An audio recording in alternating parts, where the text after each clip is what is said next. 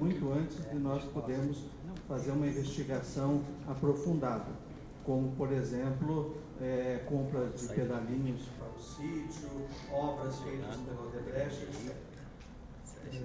Os dados todos estão muito claros na nossa representação, que é longa, 89 páginas, e todos terão acesso tão logo levantado o sigilo. Neste momento, não creio que seja preciso maiores informações, mesmo porque nem todas as diligências foram ainda concluídas. Dr. Carlos, é Adriana do G1. O MPF diz que há evidências de que crimes na Petrobras enriqueceram o ex-presidente. Desculpa. Ele está sendo ouvido no aeroporto de Congonhas desde as 8 da manhã, então não tem previsão para terminar ainda. Só um esclarecimento com relação a esses procedimentos. Todos eles foram adotados do ponto de vista da análise da segurança. Com relação ao deslocamento dele até a Superintendência de São Paulo, ia ser mais complicado, o acesso à Superintendência não é muito fácil, ele pode ser facilmente obstruído por manifestantes. E durante a semana, infelizmente, a gente tem indícios de um vazamento concreto de informações relacionadas à quebra de sigilo bancário e fiscal do ex-presidente. A apuração é essa que já está em andamento, já há um inquérito instaurado para apurar isso. O acompanhamento nessa última semana detectou a movimentação de pessoas ligadas de alguma forma ao ex-presidente e sua família, no sentido de mobilizar pessoas para tentar prejudicar as diligências de hoje. Então, por isso, o local do depoimento dele foi mudado. Por isso, as equipes hoje estão acompanhadas de equipes táticas para isolar áreas quando necessário e feito da forma mais ágil possível. Não foi uma mudança de procedimento por ser o ex-presidente da República. Foi uma questão só do ponto de vista de segurança mesmo. Dr. Carlos, por favor, 2 perguntas. O MPF diz que há evidências de que crimes na Petrobras enriqueceram o ex-presidente. Queria saber se você pode detalhar qual seria a origem desse dinheiro, de repente de palestra, já que você citou essa empresa, ou reformas, alguma coisa. E se de alguma forma esse mandado de condução coercitiva poderia transformar-se num mandado de prisão ou algo assim. Como nós dissemos, 60% das doações do Instituto Lula de 2011 a 2014 são oriundos das 5 maiores empreiteiras envolvidas no escândalo Lava Jato. 47% das palestras também são dessas empreiteiras. Nós temos palestras no exterior, indícios sobre investigação de obras no exterior, na qual poderia haver também tráfico de influência, e todos esses fatos estão em investigação. O inacreditável é que haja o pagamento cerca de 40 mil por uma opção de um apartamento, na qual sejam gastos 700 mil reais em obras de benfeitorias, e que isto simplesmente não seja considerado como uma vantagem. Nós temos que investigar isso. A vantagem não precisa ser dinheiro, não precisa estar diretamente ligada ao ato. Nós podemos verificar que mesmo após o exercício da presidência, podem estar sendo pagos ainda vantagens ao ex-presidente. Nós não estamos numa conclusão. A conclusão do Ministério Público será na denúncia. Hoje é uma investigação. Qualquer um no Brasil está sujeito a ser investigado quando houver indícios de crime. Bom dia, Kelly, da Gazeta do Povo. Tenho 2 perguntas. A primeira o Dr. Igor tinha comentado que algumas manifestações estavam atrapalhando o cumprimento de algumas medidas. Queria saber que tipo de manifestação e em que lugares isso aconteceu. E a segunda pergunta, quais seriam essas 5 maiores empresas que são citadas como doadoras do Instituto Lula e pagantes das palestras?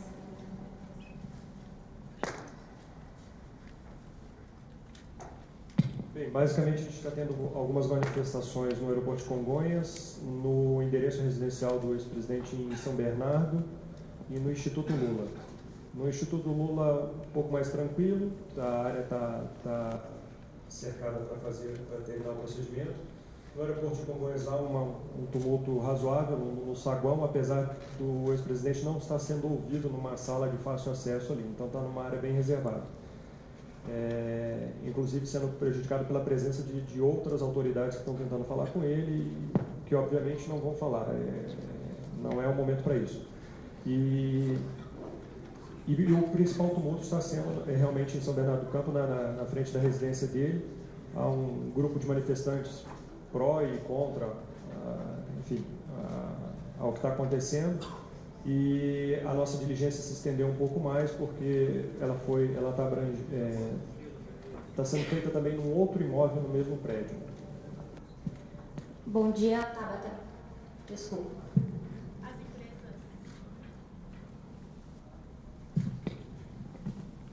Nós temos aí o nome de 6 empresas empreiteiras que entre o Instituto e a LIL são os maiores pagadores, doadores. Camargo, Odebrecht, Queiroz Galvão, OAS, Andrade Gutierrez e o TC. São realmente o que nós sabemos caracterizavam o núcleo duro do cartel que dilapidou o patrimônio da Petrobras. Então isso deve ser investigado com o aprofundamento das investigações. Bom dia, Tabata da Rádio CBN. O material que foi divulgado hoje pela assessoria de imprensa do Ministério Público Federal tem uma informação que eu queria que os senhores explicassem um pouquinho melhor, de indícios de pagamentos de simulados de mais de R$1 milhão, 1,3 milhão, pela empresa OAS em favor do ex-presidente Lula, de janeiro de 2011 a janeiro de 2016, para armazenagem de itens que foram retirados do Palácio do Planalto quando acabou o mandato do Lula.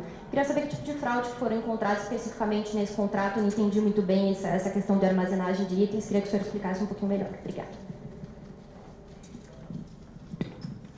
Nas investigações, além de todos os favores prestados ao ex-presidente, também verificou-se que os custos da armazenagem de bens retirados do Palácio do Planalto, que nós estamos tentando localização neste momento, foram pagos pela empreiteira OAS.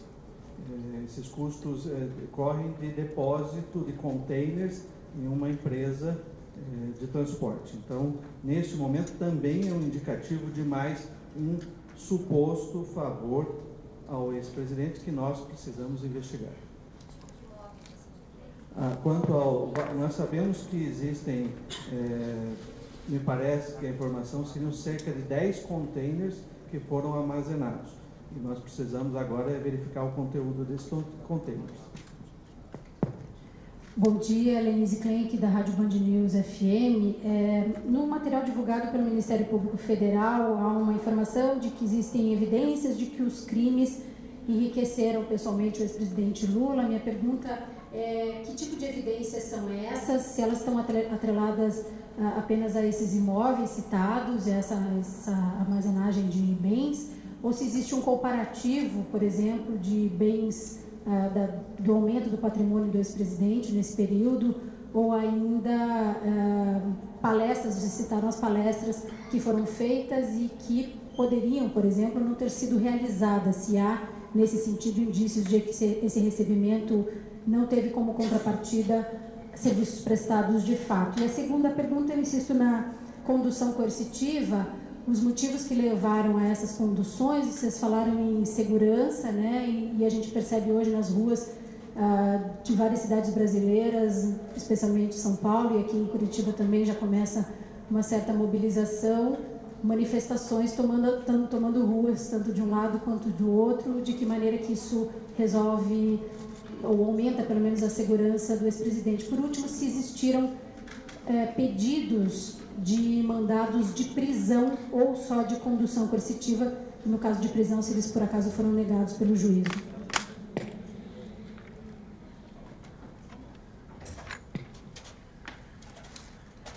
O Brasil está polarizado nesta questão e há muito maniqueísmo entre supostamente pró-governo, pró-partido e os contrários.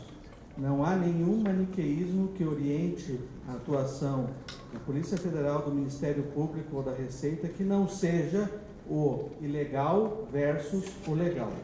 Essa é a única consideração que o Ministério Público e as outras instituições fazem. Quanto evidente polarização nas ruas, ela era previsível, mesmo porque nós tínhamos indícios de que pessoas ligadas ao Partido dos Trabalhadores estavam preparando esse tipo de manifestação se houvesse qualquer ato das investigações contra o senhor Luiz Inácio.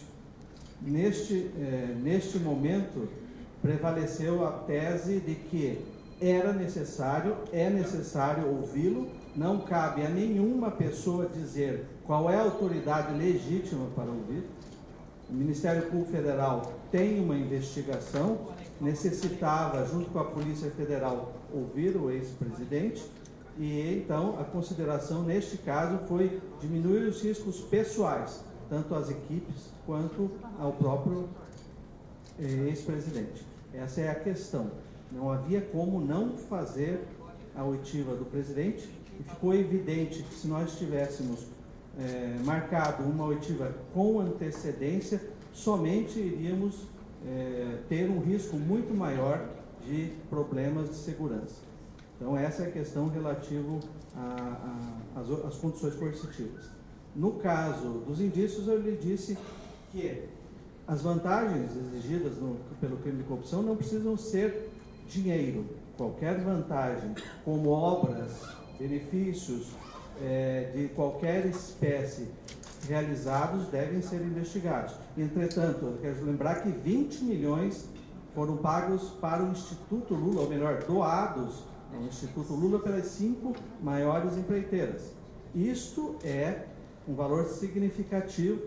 É claro, doações podem ser realizadas por diversos motivos, mas nós precisamos analisar claramente se isso tem alguma vinculação com as obras fraudadas com a Petrobras e outros órgãos. Em relação ao aumento patrimonial, isso é uma questão mais da Receita, mas nós verificamos também que o Instituto Lula, um instituto que tem benefícios fiscais, pagou, por exemplo, a G4, que pertence a um filho do ex-presidente, mais de R$1 milhão em serviços que nós precisamos investigar se foram realmente realizados. Porque se não foram realizados, pode caracterizar um benefício aos filhos do ex-presidente. Procurador, faltou só das prisões, se houve pedido de prisões. Vocês, quando o Dr. Moro liberar os autos, vocês vão verificar que houve pedidos de prisão, outras conduções coercitivas, e houve também por parte do juiz a decisão contrária. Isso vai ser revelado tão logo ele libere os autos. Nós vamos esperar que, assim que ele liberar os autos, nós vamos ter essa informação. Procurador, 20 milhões de 2011 a 2014, é isso? Basicamente, sim. Dr. Carlos Douglas, da TV Band News TV, queria saber o seguinte: nas informações que foram divulgadas hoje pela própria assessoria do MPF, diz que o ex-presidente Lula foi um dos principais beneficiários dos delitos, teve atuação relevante nas indicações, na atividade criminosa. Na época em que o José Dirceu foi preso, ele foi apontado como líder do esquema de corrupção. Como na lógica a gente vê que o Lula está acima dele no governo e nas posições, hoje a gente pode dizer que essa posição mudou e o Lula pode também ser apontado como líder do esquema de corrupção? As investigações são exatamente no sentido de comprovar ou não a participação do ex-presidente nas decisões de beneficiamento dos partidos políticos da base aliada. Nesse aspecto, as investigações já vêm acumulando evidências que o principal beneficiário disso era o governo do PT, cujo titular foi o ex-presidente. Então, fica claro que o benefício político recebido foi basicamente do ex-presidente Lula e atualmente da atual presidente. Entretanto, nós estamos investigando também hoje vantagens indevidas pagas ao ex-presidente. Isto é um outro aspecto do crime de corrupção, fora o crime de lavagem de dinheiro. Não há nenhuma conclusão neste momento, mas os indicativos eram suficientes para deflagrar a 24ª fase.